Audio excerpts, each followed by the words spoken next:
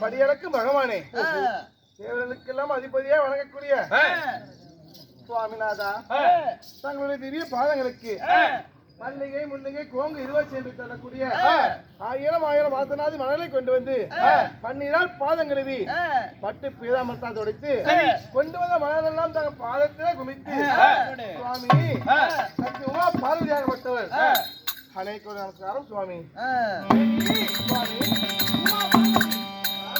இன்னும் அதுக்கு முன்பதாக நமது அண்ணன் மதிப்புக்கு மரியாதைக்குரிய சூரப்பள்ளியை சேர்ந்த மாபெரும் தேங்காய் வியாபாரி பல ஜாதி நறுமணங்களை பறித்து என்னுடைய பாதத்தில் குவித்து பன்னீரால் கழுவி பட்டாடையால் துடைத்து என்னுடைய பாதார விந்த கமலத்தை பறிந்தபடியால எப்படி இருக்கணும்?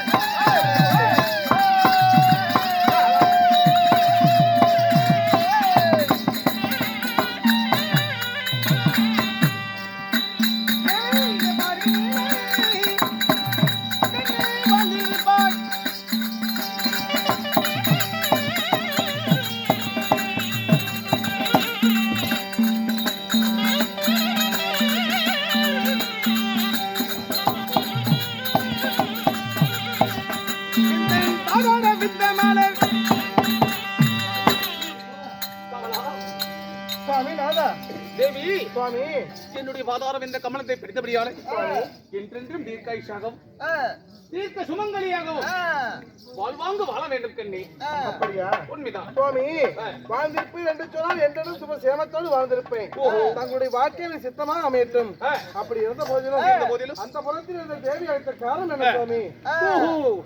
அந்த புறத்தில் இருந்து ராஜகோல பீடத்தில் இருந்த உன்னை 1000 தாதிமார்களை விட்டு எதற்காக அழைத்தேன் தெரியுமா? எதற்காக? என்ன காரணம்? பார்வதா சுவாமி உனக்கு தெரியாதது எதுவும் இல்ல, சகலமும் தெரியும். ஆனா இருந்த போதிலும் உனக்கு தெளிவுபடுத்தும் விதமாக பார்வதா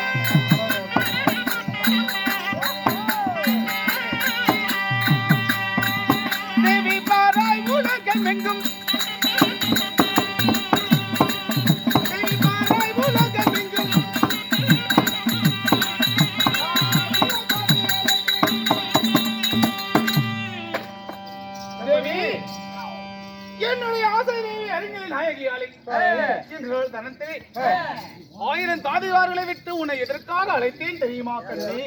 சுவாமி சுவாமி நாதா தேவி மன்னா எதற்காக அழைத்தேன்? என்ன காரணம்? எதற்காக தெரியுமா? எதற்காக? பாராய் வளவெங்கும் சீராய் படியிலக்க போக வேண்டும். அதனாலே என்னுடைய ஆசை தேவி சுவாமி என்னுடைய இல்லத்தரசியிட ஊர்வாத்தை சொல்லிவிட்டு நான் படியிலக்க போகலாம் என்று நினைக்கிறேன். அப்படியா? அதற்கு முன்பதாக இதோ பேர்மா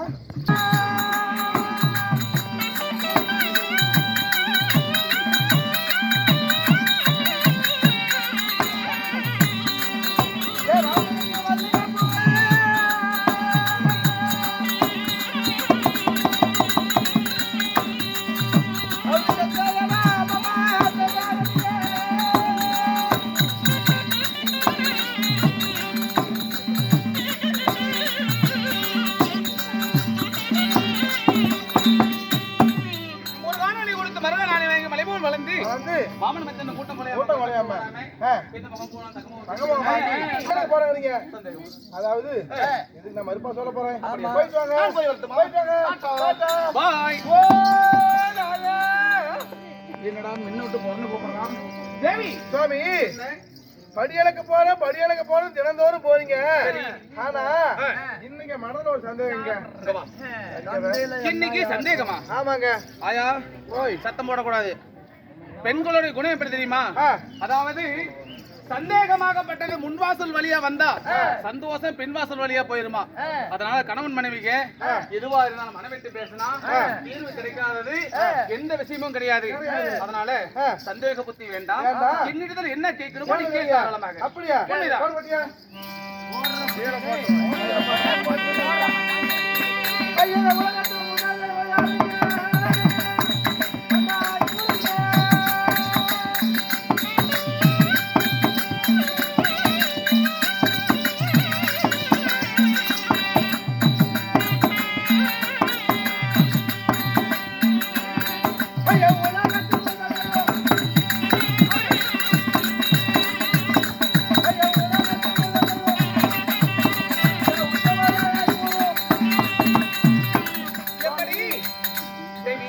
உலகத்துல முதல் தெய்வம் யாருன்னு சொல்லிட்டு நீ பதியலக்க போலாம். இந்த உலகத்தில் முதல் தெய்வம் நான்.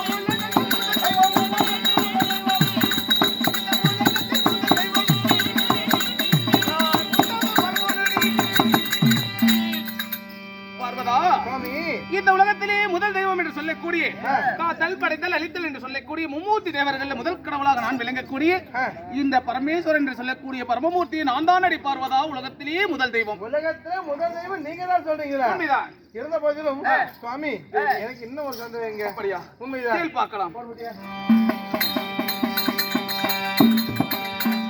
ஐயா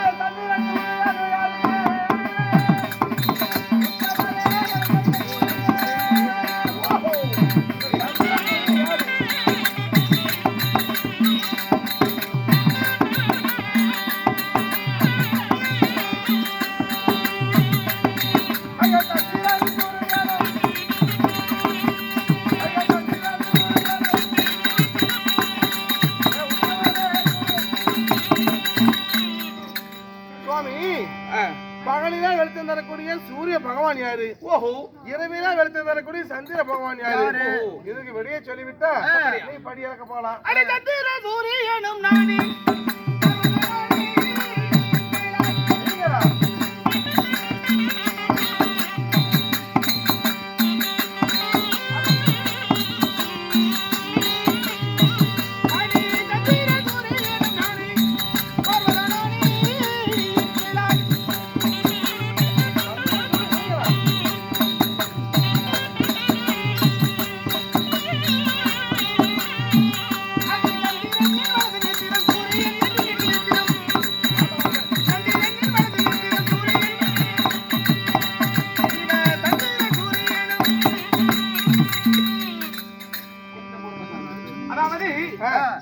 இரவிலே ஒளி வீசக்கூடிய சந்திரனும் பகலிலே ஒளி வீசக்கூடிய சூரியன் யாருன்னு கேட்கிறேன்.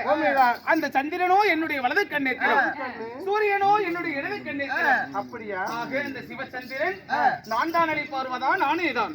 அப்படியா? சுவாமி தேவி இன்னும் ஒரு சந்தேகங்க. என்னடி? ஆகாயம் என்பது யாரு? இந்த பூமாதேவி என்பது யாரு? ஆண்டம் என்பது என்ன, பிண்டம் என்பது என்ன?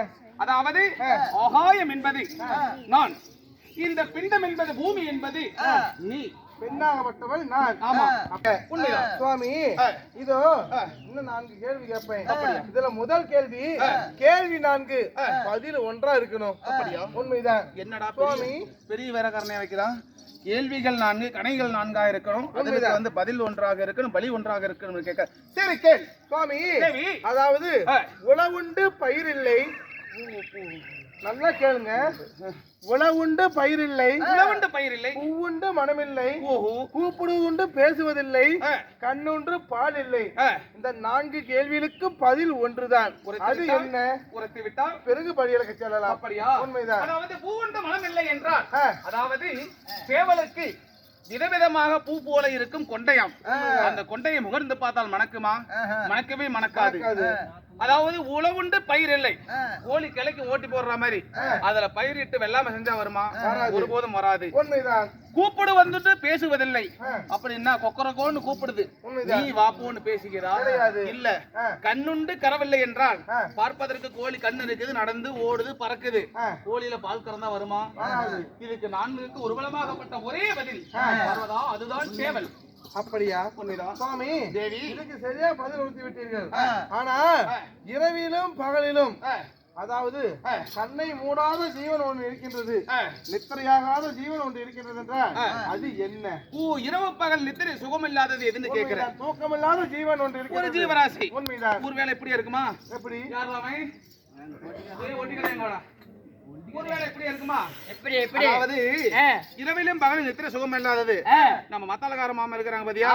நேத்தில இருந்து ஒரே போனு. என்ன சொல்ற? மாமா நாளை கூத்து வந்து நாளை மாமா நாளை கூத்து வந்துரு, கூத்துக்கு வந்துரு. இன்னைக்கு இந்த நாடகம் வச்சிருக்காங்க. யார கூப்பிடலாம், யாருக்கு கூப்பிட வேணாம்னு 1 மணிக்கு போன் பண்ணாலும் எடுக்கலாம், 2 மணிக்கு போன் பண்ணாலும்.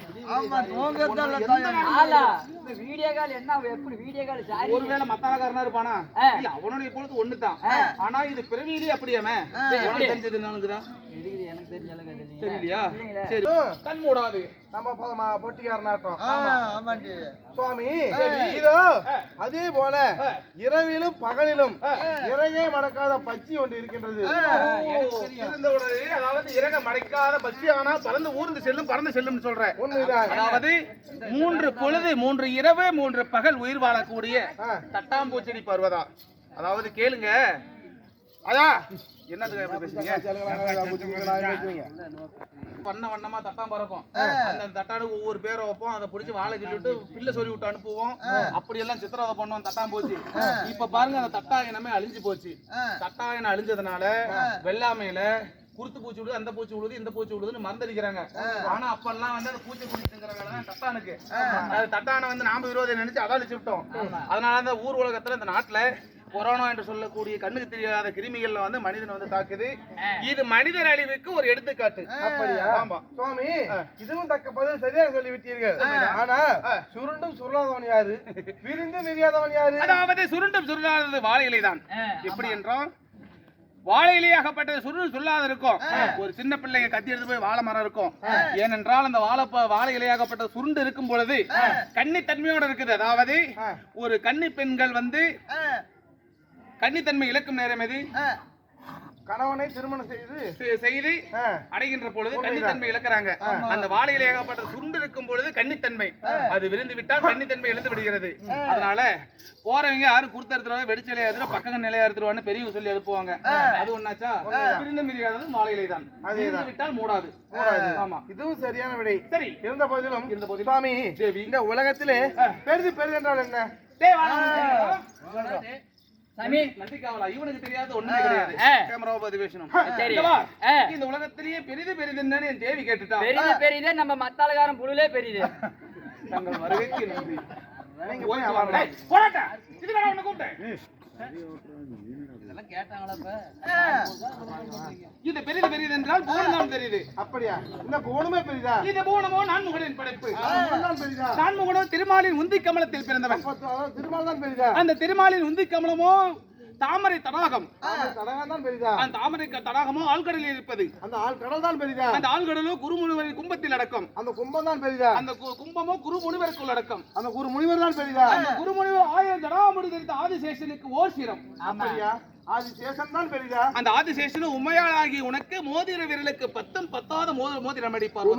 பார்வதி நான் தான் பெரிதா? நீ என்னுள்ளடக்கம். நீங்கள் தான் பெரிதா? நான் தொண்டருக்குள் அடக்கம். தொண்டர்கள் தான் பெரிதா? தொண்டரும் பெரிதல்ல. தொண்டர்கள் வாயிலில் வரக்கூடிய நல் வார்த்தைகள் தான் அடிப்பார்வதா பெரியது. அக்கா கறி குழம்பு சூடு இன்னும் இருக்கின்றது. என்னது? இல்ல 10 கேள்வி கேட்பேன். 10க்கும் தக்க பதில் சொல்ல வேண்டும். சுவாமி, 1லிருந்து 10ற்கு விளக்கம் கேட்பேன். 1 2 3 4 5 6 7 8 9 10. உண்மைதான். படியிலக்க சென்று வருகிறேன். இப்படி அல்ல ஐயா. அப்படியா? எப்படி தெரியுமா? 1 என்றால் என்ன? 1 என்றால் இந்த உலகம். 2 என்றால் சந்திர சூரியன் 2. 3 இருக்கு பொருள். 3 தேவர்கள் 3. 4 இருக்கு பொருள். திக்குகள் 4. 5 என்றால் அதாவது சதுர்முகம் படைத்த பிரம்மதேவனுக்கு சிரங்கள் 4. அப்படியா? 5 என்றால் பஞ்சபூதங்கள் 5. சுவாமி, 6 இருக்கு விளக்கம் என்ன? நமது மகன் சரவணனுக்கு சிரங்கள் 6. சுவாமி, 7 இருக்கு விளக்கம். சப்தகன்னிகள் 7. 8 இருக்கு விளக்கம் என்ன? அஷ்ட திக்குகள் 8. 9 இருக்கு விளக்கம். நவ கிரகங்கள் நவ தானியங்கள் 9. அப்படியா? உண்மைதான். 10 இருக்கு விளக்கம். தென்னிலங்கை ஆண்டு வரக்கூடிய ராவணேஸ்வரனுக்கு சிரங்கள் 10.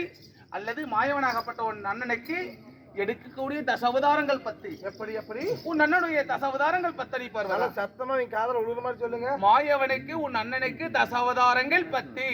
மாயவனுக்கு அவதாரம் 10. ஆமா சுவாமி, பெருமை பீத்த கலையுமா, பிறந்து பார்த்தா ஓட்ட கலையுமா. தான் பெருமையத்தான் தானே பீத்திக்கணும். யாரு? முட்டாள் மூடம் தான் தான் பெருமையை தானே பீத்திக்கணும். நான் தான் பெருசு, நான் தான் பெருசுன்னு. அப்படி இவ்வளவு நேரம் நான் தான் உலகத்திலே பெருசு பெருசு பெருசுனீங்களே. இந்த உலகத்துல சந்திர சூரியன் நீங்களா இருக்கலாம், ஆகாயம் நீங்க இருக்கலாம், பூமாதேவி நீங்களா இருக்கலாம். அந்த உலகத்துல முதல் தெய்வம் ஒருபோதும் நீங்க கிடையாது. இந்த உலகத்துல முதல் தெய்வம் யார் தெரியுமா? யார் தெரியுமா? வாயால சொல்லிட்டீங்க, அப்பயும் புரியாத நினைக்கிறீங்க.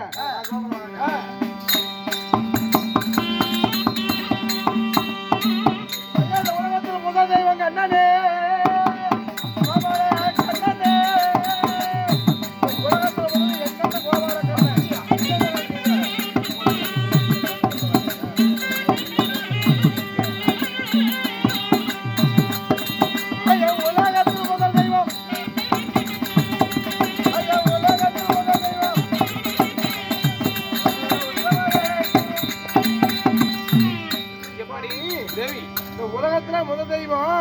நான் தான் பெருமை பீச்சு தெரிஞ்சீங்களே. இந்த உலகத்துல முதல் யார் தெரியுமா? என்னுடைய சக்தி இருக்கிறதா? ஒருபோதும் நீங்கள் கிடையாது. உலகத்திலே முதல் தெய்வம் என்றா எங்க அண்ணனாகப்பட்ட ஆதி நாராயணமூர்த்தி கோபாலன் கோவிந்தன் என்று சொல்லக்கூடிய எங்க அண்ணன் மாயக்கண்ணன். எங்க அண்ணன் தான். உங்க அண்ணனுடைய பெருமையை பெரிதான்னு கொண்டாடக்கூடாது. ஏன்னா பெண்களுடைய குணம் எப்படி தெரியுமா? அதாவது ஆண்களாகப்பட்டவன் புன்னகை என்றால் சிரிப்பு. உங்களுடைய புன்னகை பார்ப்பதற்காக காலத்திலிருந்து பாதம் வரை புன்னகைகளாக போட்டு அலங்கரித்து அழகு பார்த்தாலும், மாளிகை கூட கோபுரத்துல வச்சு வந்து அழகு பார்த்தாலும், ஆனா பெண்களுடைய குணம் என்ன தெரியுமா? அங்கிருந்து வரவங்க சோத்துக்கெல்லாம் வந்திருப்பாங்க, கொண்டு வந்து கால் போனவர்கள் காதல மூக்கல போடுற ஜிமிக்கத்தோடு இந்த இதோட தான் வந்திருப்பாங்க. ஆனா கணவன்மார்கள் இவ்வளவு வசதி செஞ்சு கொடுத்து கடன் உடனே வாங்கி செஞ்சு கொடுத்து ஒரு சண்டை வாக்கல, என்னடி உங்க அப்பா மூட்டை வந்து கொண்டு வந்து சின்ன ஒரு வார்த்தையை நாங்க கேட்டுவிட்டோமா மறுமாறு கோவம், எங்க அப்பா மூட்டை பத்தி நடக்கிறதுக்கு உனக்கு என்ன இருக்குது அப்படிம்பீங்க. ஏன்னா பெண்களோட இயல்பான குணம் நடந்து புரிந்து கொண்டு குடும்பம் நடத்ததான் நல்ல கணவன் என்று அன்னைக்கே சொல்லி இருக்கிறாங்க பெரியவங்க. அதனால ஒன்னதான் பெருசுங்கிற அண்ணனை ஒன்ன பத்தி சொல்லிட்டா அவுத்துட்டுனா கட்டு சோத்து மூட்டையா தான் வீணா மானகிட்டு மந்த நின்று போய் சொல்லுவேன். எல்லாம் சொல்லி விடுவேன். கடுவா விடுவேன். கண்டுபிடியா விடுவேன்.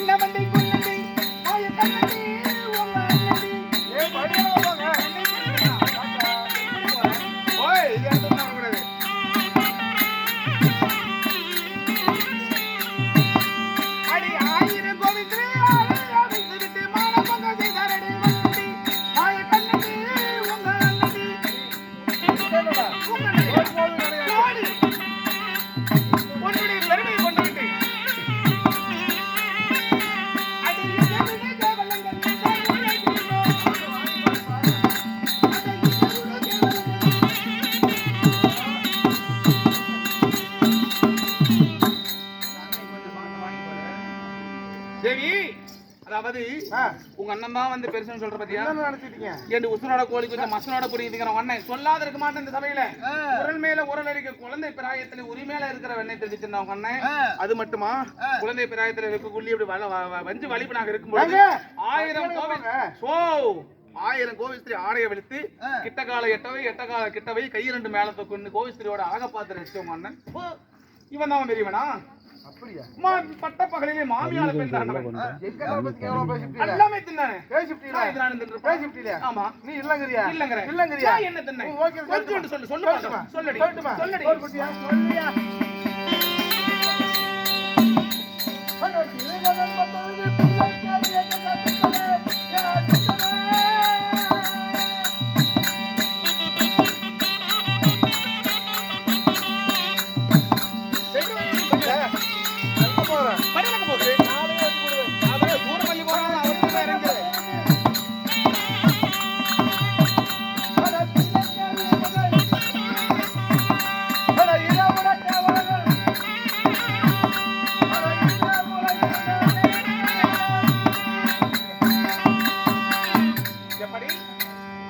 எங்க அண்ணன் தான் உசுராட கோழி கொஞ்சம் மஞ்சளாட தூக்கிட்டு போனாங்க.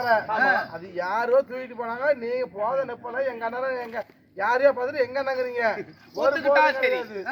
ஆனா எங்க அண்ணன் தான் உசுராட கோழி கொஞ்சம் மசுராட தூக்கிட்டு போனா. நீங்க ஓகேமா ஓகேமான்னு கேட்டேன். சிறு தொண்ட மத்த வீட்டுல போய் எங்க சீரான சிறு தொண்டை அதையே நீங்க சொல்ற சொல்ல மாட்டேன். சொல்லக்கூடாது. எங்க அண்ணன் எங்க அப்பா மட்டும் பெருமைய நான் பீசிட்டு இருக்கிறேன் பெருசுன்னு. எங்க அண்ணனை பத்தி கேவலமா பேசுற வாட்டி நான் விடுவேன். அந்த ஆளை நான் விடுவேன்னு கேட்கறேன். சரி சொல்லு. சிறு தொண்டனுக்கும் வெங்காட்டு நங்கிக்கும் ஒரே ஒரு மகன். எப்படி ஒரே ஒரு மகன் இருக்கிறான். அவனையே வெட்டி பலி கொடுக்கணும். அது எப்படி? தாய்க்கு தலைமகன், அழகுல சிறந்தவன், ஆற்றல சிறந்தவன், கல்வியில சிறந்தவன், குணத்துல சிறந்தவன், இப்படியாப்பட்ட அழகு வாய்ந்த குழந்தையை வெட்டி எனக்கு அதாவது படையில் போடணும். எப்படி? அதுவும் மலக்கறி தனியா, உடலுக்கறி தனியா, ஈரு தனியா, உணவு தனியா, இப்படி தனித்தனியா சமைச்சு வச்சா நான் சாப்பிடுவேன்னு சொல்லி தன்னுடைய பத்தன் வீட்டுல போய் பிள்ளை கறி கேட்டியே, நீ இதோட கேவலம் என்ன இருக்குது? பிள்ளை கறி உண்டது நீ பாத்தியா? இல்ல இந்த ஊர்ல யாராவது பாத்துருப்பாங்களா சொல்லு? பார்க்காத சொல்றாங்க. நன்றாக கேள். இந்த பிள்ளைக்கறி உண்ணாமலே பித்தன் என்று பெயர் எடுத்தவன் இந்த பரமேஸ்வரன் உனக்கு தெரியுமா? எப்படி? அதாவது சுருக்கமாக சொல்றேன் கேள். கொண்டு போயிட்டு வாங்க. அதாவது திருச்செங்காட்டூரை சேர்ந்த தீராத சிவபக்தன் சிறுதொண்ட பக்தன் இந்த சிவபெருமானை நோக்கி காலை மாலை தவறாதபடிக்கு நந்த வனத்திற்கு சென்று நறுமலர்களை பறித்து சிவபெருமானை பூஜிப்பது வழக்கம். அப்படி சிறு தொண்டுகளை செய்தபடியால் சிறுதொண்ட பக்தன் என்று பெயரெடுத்து, அதாவது சிறுதொண்ட பக்தனாகப்பட்டவன் வெங்காட்டு நங்கையை திருமணம் செய்து இருவருக்கும் நீண்ட நெடிய நாட்களாக குழந்தை வரமில்லை. சரி, சிவபெருமான நோக்கி கடூரமான பூஜை செய்து தவம் இருந்து அருந்தவ புதல்வனாக ஒரே ஒரு மகனை பிள்ளை வரமாக கொடுத்தோம் இருவரும் சேர்ந்து. தெரியுமல்லவா? உண்மைதான். அந்த குழந்தைக்கு சீராளன் என்று பெயர் வைத்து தக்க தருணத்திலே அந்த சிறுதொண்ட பக்தனாகப்பட்டவன் முப்பிறவி கொண்டவன். முதல் பிறவியிலே எப்படி பிறந்தான்? யாராக பிறந்தான்? அசுர குலத்திலே தும்சகாசூரனாக பிறந்தான். இருக்கும் பொழுது 1000 சிரம், 1000 கவச குண்டலம், 2000 கரங்களோடு பிறந்தான். அப்படி இருக்கும் பொழுது அந்த தும்சகாசூரனாகப்பட்டவன் என்னிடத்தில் வரத்துக்கு வந்தான். சுவாமி, என்னை ஒருவன் அழிப்பதாக இருந்தால் நாராயணனாகப்பட்டவன் நரன் வேறு நாராயணனாக வேறு உடலை இரண்டாக பிளந்து ஓராண்டு காலம் ஒருவன் சமப்போர் புரியினும் சூரன் இடத்துல ஓராண்டு காலம் ஒருவன் அமர்ந்த இடத்திலேயே யாகத்தை நிறுத்தாமல் செய்தால் ஒரு சிரம் ஒரு கவச கொண்டாலும் இரு கரம் அறுபடும் என்று வரம் கேட்டான். அதே மாதிரி வரம் கொடுத்து உடனடியாக அவருடைய அகத்தையும் எப்படி அட்டுழியுமோ தேவர்களுக்கு கொடுக்காத இன்னல்களில் அப்பேற்பட்ட இன்னல்கள் எல்லாம் கொடுத்தான். சித்திரவதை செய்தான். பார்த்தா நாராயணமூர்த்தி உடலை நரன் வேறு நாராயணனாக வேறு பிறந்து ஒருவர் யாகம் செய்தார்கள், ஒருவர் சமர் செய்தார்கள். இப்படி 999 சிரங்கள் அறுபட்டு போய்விட்டது. மீதி இருந்தது ஒரே ஒரு சிரம். அந்த தும்ஸ்காசூரனாகப்பட்டவன் அபயம் என்று கிழக்கு திசையில் ஓடினான். அப்படி ஓடும் பொழுது அபயம் அபயம் என்று வந்தவர்களுக்கு ஆதரவு கொடுத்து காப்பாற்றுவது தேவனுடைய இயல்பு. உண்மைதான். சூரிய பகவான் பார்த்தான், யாரோ ஒருவர் நம்ம அபயம் என்று தேடி வருவார்கள் என்று கையே நெல்லிக்கனியாக சபித்து முழுங்கி விட்டார். நரன் நாராயண கடூரமான கோபத்தோடு சூரிய பகவான் செல்ல, ஐயனே, நான் நின்று பேசினார் நாளை மாறிவிடும், நேரம் மாறிவிடும், கணக்கு மாறிவிடும். நான் நின்று பேசுவதற்கு நேரமில்லை. இவரை பழித்திருக்க வேண்டும் என்றால் அடுத்த யுகத்துல சூரிய கடவுளுக்கும் குந்தமாதேவிக்கும் கொடைவள்ளல் கர்ணனாக பிறப்பான், அங்கு தேசத்தை ஆட்சி செய்வான். அப்ப உங்களுடைய பழி தீர்த்துக்காங்க என்று சொன்னாங்க. அப்ப அடுத்த பிறவியிலே அதே மாதிரி அவன் கர்ணனாக பிறந்தான். யாரு? தும்சகாசூரன். ஒரு சிரம் ஒரு கவச குண்டலம் இரு கரத்தோடு அங்கு தேசத்துல ஜகத்தோடு பட்ட பரிபாலம் செய்து வந்தான். அந்த நரநாராயணன் தெரியுமா? அதுதான் மாயவன் எம்பெருமானும் அர்ஜுனனும். இப்ப அதாவது நரன் நாராயணனாக இருந்தது.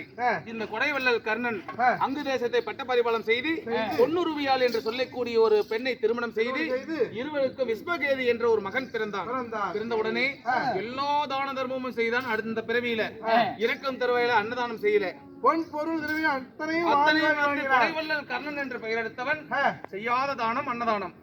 இறக்கும் தருவாயில் மாயவன் கிட்ட கேட்டாரு, சுவாமி, இப்பிறவியிலே எனக்கு பிறவி மோட்சம் வேண்டாம், அடுத்த பிறவி ஒன்று போதும் அன்னதானம் செய்ய வேண்டும் என்று சொல்ல, அதே மாதிரி மாயவன் எம்பெருமான் வரம் கொடுத்து வாங்கியது உயிரை. 3வது பிறவியிலே திருச்செங்காட்டூரை சேர்ந்த அந்த கர்ணனாகப்பட்டவன் பிறந்தது யாரு? எப்படி? சிறுதொண்ட பக்தனாகவும் அந்த வெங்காட்டு நங்கை யாராக அந்த பொன்னூறு வேலாகப்பட்டவள் வெங்காட்டு நங்கையாகவும் இருவருக்கும் பிறந்த குழந்தை அந்த விஸ்வகேது சீராளனாகவும் பிறந்தார்கள்.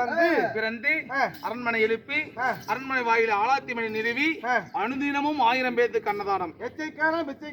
ஆமா, யார் வந்தாலும் 1000 பேத்துக்கு அன்னதானம் உண்டு. இப்பேற்பட்ட சிவபக்தனாக இருக்கிறான் என்று அவர் எப்படியாவது பரிசோதிக்க வேண்டும் என்று 6க்கு 6 சென்று 60 குறுக்கு சென்று கல்லாடும் வயோதியனாக அரண்மனைக்கு வெளியே நின்று பிச்சோந்திகை என்று நான் கேட்டேன். நான் போன நேரம் எப்படி தெரியுமா?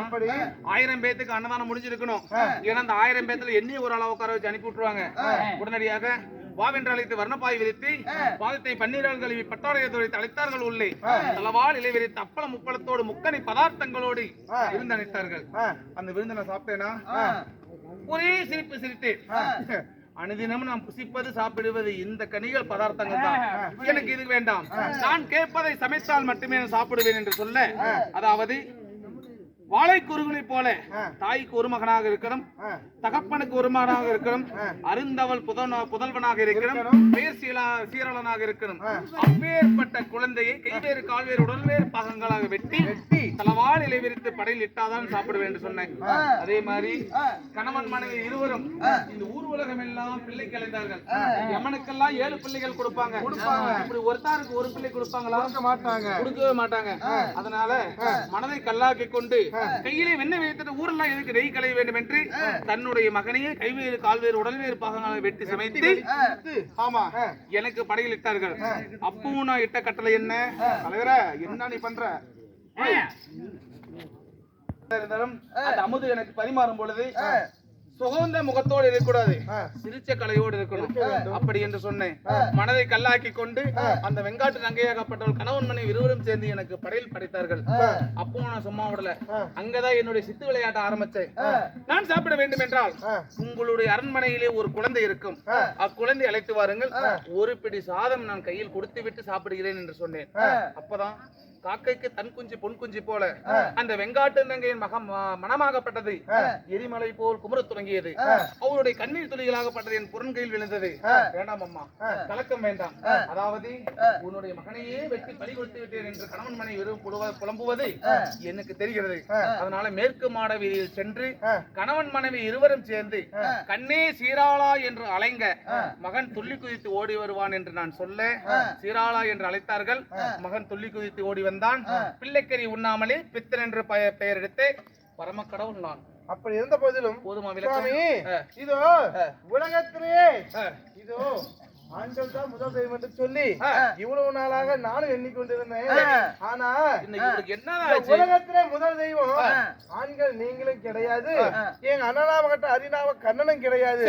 இந்த உலகத்திலே முதல் தெய்வம் சக்தி உமா பார்வதி நானே. பார்வதா பார்வதா சுவாமி, உன்னுடைய பேச்சு மழலை குழந்தை பேசும் பேச்சை போல் இருக்கிறது. முதல் கனவை ஏதாவது கண்டுவிட்டு என்னுடைய எனக்கு மேல் முதல் கடவுள் நீ என்று சொல்கிறீர்களே, என்னுடைய இடபாகத்தில் இருப்பதனால தானே சுவாமி இந்த பேச்சு உன்னோட நிறுத்திக்கொள். சகல தேவரிடத்தில் எடுத்துரைக்க வேண்டாம். ஒருபோதும் கிடையாது. உலகத்திலே முதல் தெய்வம் என்றால் சக்தி உமா பார்வதி நானே. இந்த சிவபெருமான் தான் உலகத்திலே முதல் சுவாமி. சக்தியா பெரியவள் பர்வத சிவன் தான் பெரியவன். ஒருபோது கிடையாது. இந்த பெண் இல்லை என்றால் ஆண் இல்லை. இப்ப தெரிகிறது.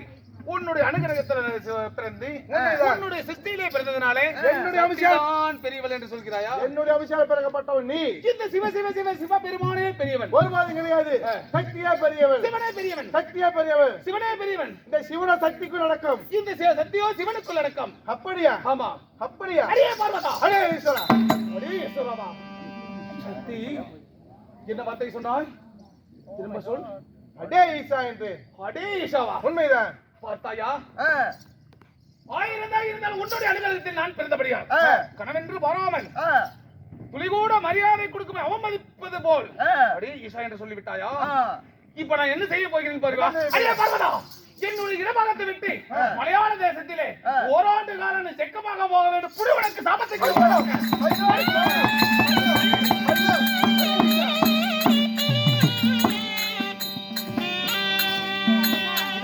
உனக்கு நடி பார்வதா மரியாதை.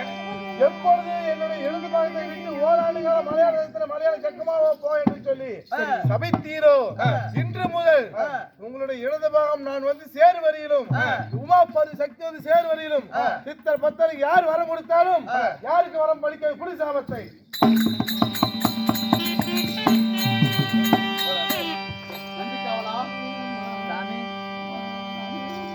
திரும்ப போல வந்து ஏற்பட்ட இந்த சிவ பார்வதியோட வாக்குவாதம் பெரியமலை போல் வந்து குவிந்து இடபாகத்தை விட்டு பிரியும்படி ஓராண்டு காலம் ஆகிவிட்டது.